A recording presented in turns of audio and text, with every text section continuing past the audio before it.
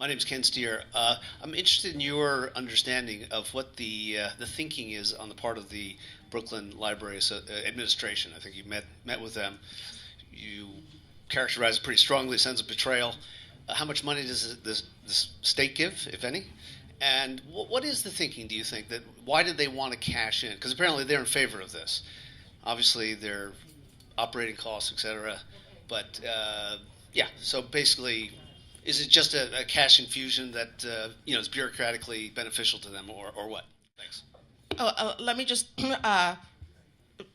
to say that there's relatively new task force formed in the Senate on libraries specifically, and I'm on the task force. I'm the Democrat on the task force. Let me just clarify this. I am the real Democrat on the task force, just so you understand. So there may be another one, but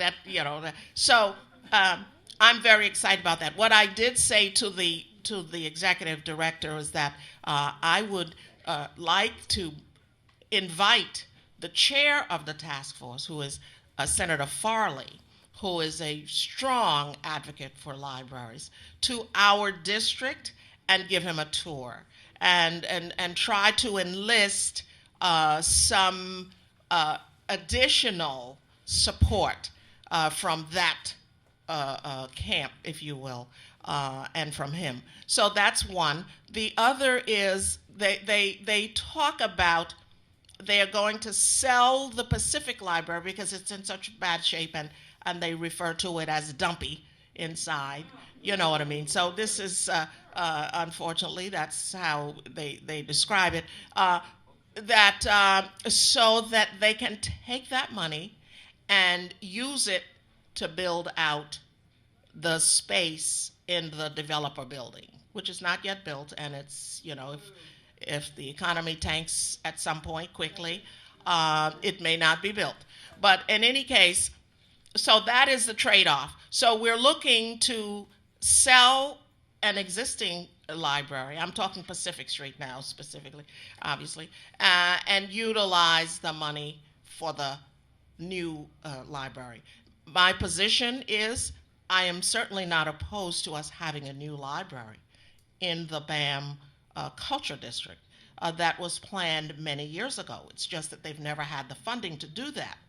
But I certainly could never agree that we should sell a community library that serves a very large community.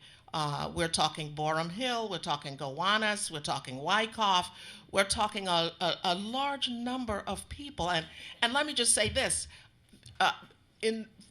fortunately, happily, we're now seeing a lot of baby carriages and toddlers in Borum Hill, if you can imagine that. That's a good thing. I see. So there's a toddler dad back there.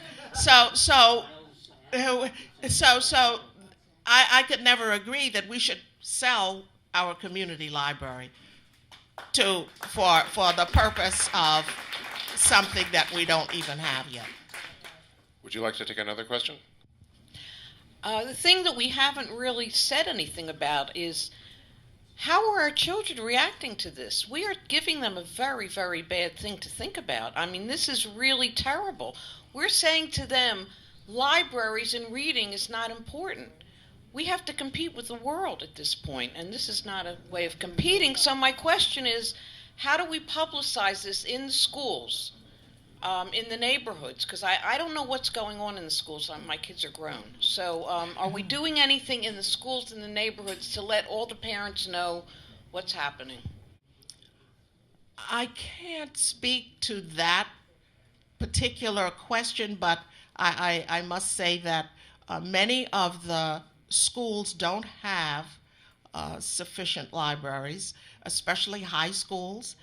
But also, we've had so much disruption in our schools. We now have 2 and 3 and more schools in one building, and in some instances, there's not a library sufficient for one of the schools, let alone 3 or 4. So these community libraries are more and more depended on by people in communities. And I must tell you that it is the libraries in our borough, especially in some neighborhoods, serve as the largest provider of after-school programming. And it's not an after-school program, but it is a safe place where if young people are there and they have access to the computers, they have access to the books, they are in a safe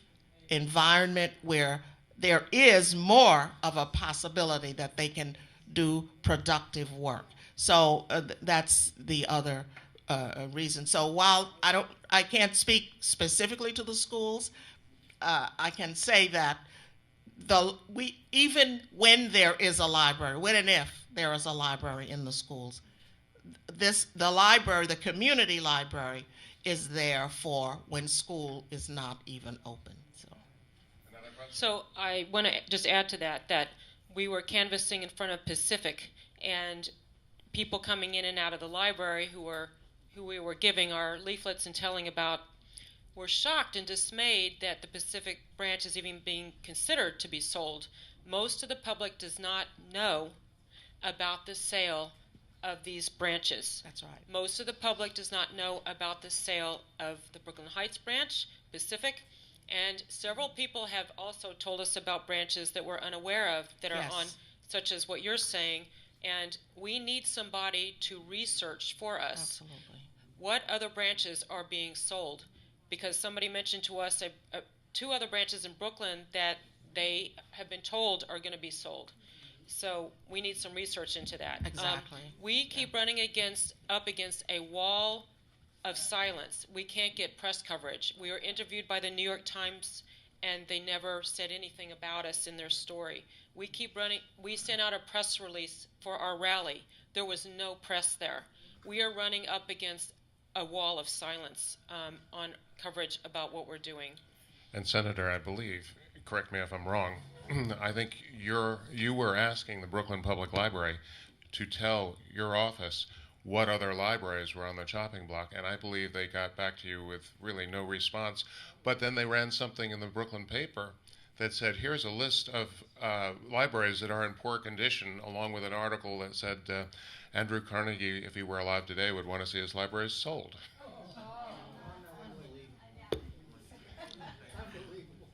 Well, as I said, Jim Vogel was at a meeting when the Pacific Street sale was announced. So that's how we got the information, right, Jim? So they have not communicated, at least to me. I can't speak for other of my colleagues, but we met just yesterday. Friday. I get my days mixed up. We met Friday, and the councilman, I believe, had us all come to a meeting to talk about this issue at Borough Hall with the borough president's staff. And his position was that he had not had any contact. They had not contacted him for any capital requests or other requests. So it's not just the public, it's the elected officials who should know and who should be fighting for the libraries with the library administrators.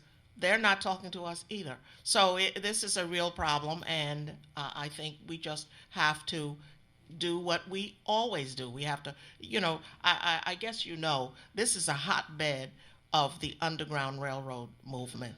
Now, young people will ask me, where's the train station? But some of us understand what that means. So I think we have to continue to do our work and continue to inform our communities, our people, our parents, everybody, citizens, that this is happening, even though the library system doesn't want to do it.